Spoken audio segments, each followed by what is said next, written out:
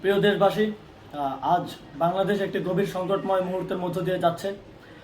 এখন পর্যন্ত আমাদের প্রাপ্ত খবর অনুযায়ী আওয়ামী লীগ, ছাত্রলীগ, যুবলীগের সন্ত্রাসীরা গুলি করে কুপিয়ে প্রায় 30-এর অধিক শিক্ষার ছাত্র জনতাকে হত্যা করেছে এবং দিন শেষ হতে হতে এই সংখ্যাটা কোথায় গিয়ে দাঁড়ায় আমরা জানি না। এরই প্রেক্ষিতে আমরা একটি সিদ্ধান্ত নিয়েছি। আমাদের একটি জরুরি সিদ্ধান্ত মোতাবেক আমাদের যে 6 তারিখের যেই লং মার্চ টু ঢাকা কর্মসূচি ছিল সেটাকে আমরা একদিন এগিয়ে নিয়ে এসেছি। অর্থাৎ আগামীকাল 5ই অগাস্ট সারা দেশের মুক্তিকামী জনতাকে ঢাকার উদ্দেশ্যে রওনা হওয়ার জন্য আমরা আহ্বান জানাচ্ছি। যারা পারবেন, যাদের পক্ষে সম্ভব হবে, আজ রাতেই আপনারা ঢাকার উদ্দেশ্যে রওনা হয়ে যান। আমরা আগামীকাল সারা দেশের মুক্তিকামী জনতাকে ঢাকায় আসার আহ্বান জানাচ্ছি।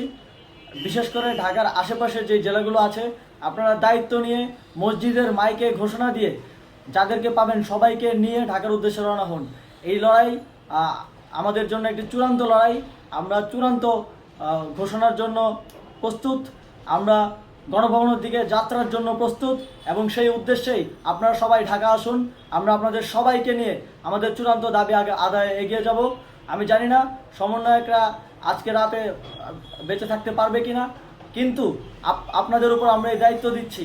আপনারা সবাই নিজ দায়িত্বে ঢাকায় আসবেন আগামীকাল এবং পরশু পরিস্থিতি বিবেচনা করে পরশু গণভবনের দিকে 4 দিক থেকে আমরা রওনা হব। আমরা খুব আতঙ্কের সাথে লক্ষ্য করছি যে ছাত্রলীগ, যুবলীগ এবং আওয়ামী লীগের গুন্ডারা পুলিশের অস্ত্র দিয়ে পর্যন্ত সাধারণ জনগণের উপর হামলা করছে।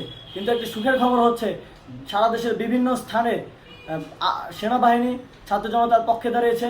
আবার কিছু কিছু জায়গায় যেমন মিরপুর ও মোহাম্মদপুরে সেনাবাহিনী ছাত্র জনতার বিপক্ষে দাঁড়িয়ে গুলি চালাচ্ছে।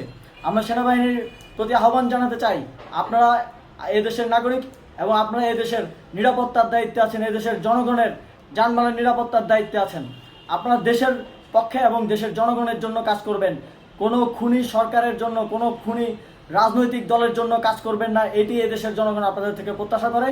আমাদের এই আন্দোলনে সম্পূর্ণ সমর্থন দিয়ে হয় নিরপেক্ষ থাকুন, অথবা এই খুনি বাহিনীকে, সরকারের খুনি বাহিনীকে প্রতিহত করুন, তাদেরকে যথাযথ শাস্তির আওতায় নিয়ে আসুন। যেই কারফিউ সরকারের পক্ষ থেকে ঘোষণা করা হয়েছে, আমরা স্পষ্টভাবে বলতে চাই, সেনাবাহিনী এই ধরনের কোনো কারফিউ বাস্তবায়নের জন্য মাঠে না নামে। যদি মাঠে নামে তাহলে সেনাবাহিনী স্পষ্টভাবে অফিসিয়ালি জনতার বিরুদ্ধে দাঁড়াবে। আমরা চাই না সরকারের এই ষড়যন্ত্রে সেনাবাহিনী পা দিক।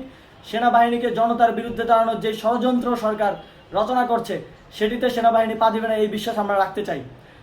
আওয়ামী লীগ আজ সারা দেশে তাদের খুনি বাহিনীকে নামিয়ে দিয়েও ছাত্র জনতার প্রতিরোধের মুখে টিকতে পারেনি।